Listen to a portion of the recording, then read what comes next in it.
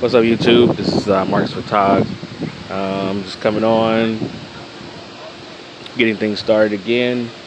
Well, actually, I've been doing quite a few shoots, but I just want to give some tips on what I use to photograph with on a windy day. And today is kind of windy. I think we got about 20 to 30 mile gust wind here in Texas. I'm here at a local park in the area. So let's go over a few things. So I'm doing a bridal portrait, and usually I bring a parabolic, but today is not the day to have a parabolic umbrella out. So what are my other options on a windy day like this? So today I'm going to be using the beauty dish. Of course, I'm gonna cover it. It's a silver. I like silver beauty dishes, so that when I do add my cover on it, the light projects out a little bit stronger, but it softens out as it gets to the cover here. So highly recommend it. I'm gonna be using the twin head setup for the Evolv 200. The best, and I'm gonna tell you, when it comes to shooting bridals, I know people like using 50s, but the best bridal portrait, you want the best look. Today I'm gonna be using the Sigma 85 Art 1.4. This is perfect for crop or full frame systems, so highly recommend it. You get sharper images. The focus, when you're focusing on your subject, is, like 99% of the time, you're gonna be on point. With the 50, with it being a little bit open, 50s are good, but for like bridal portraits, sometimes the 50 are kind of like will focus in different spots. But the longer the focal length of your lens, the tighter your picture is gonna look. It's right on, dead on, and the focus is like sitting right there. So I highly recommend the Sigma 85 or any 85.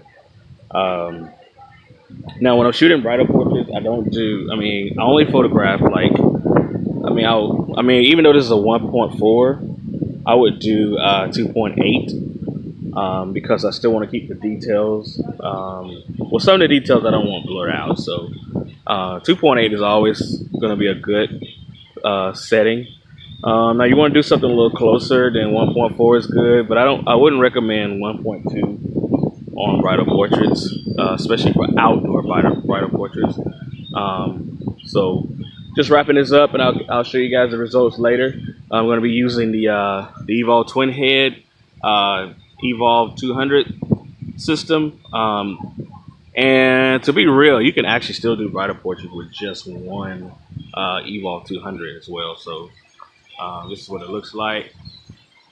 You can hear a lot of water. You might hear a little wind, but this is how it's going down today. And then let me surprise you with something. People, today I'm going to use this 80, and I'm going to show you why I use this. I'm going to use the 80 in this shot, in this shoot here today. And the next time I'm going to use the 6D. But today I'm going to use the 80 to prove that people that cameras. I know we have new cameras coming out, but sometimes the system that you already have is still relevant. And as long as it's still relevant, unless you just like to go out and spend money, go ahead. But today, I'm gonna promise you that the 80D is gonna be relevant for this type of shoot. Those results, I will post later. And that's about it, guys. You always gotta have a little sandbag there. I'm trying to see if you can see the wind blowing those trees there. It's blowing pretty hard, so I don't recommend a parabolic because it will take off. See how it's blowing? You can put it on a C stand. See that wind? It's going to blow. You can put that on a C stand if you want to. It's still going to blow. If someone's holding a big parabolic, it's going to almost blow them out of the way, and some of your shots probably won't be accurate with the light.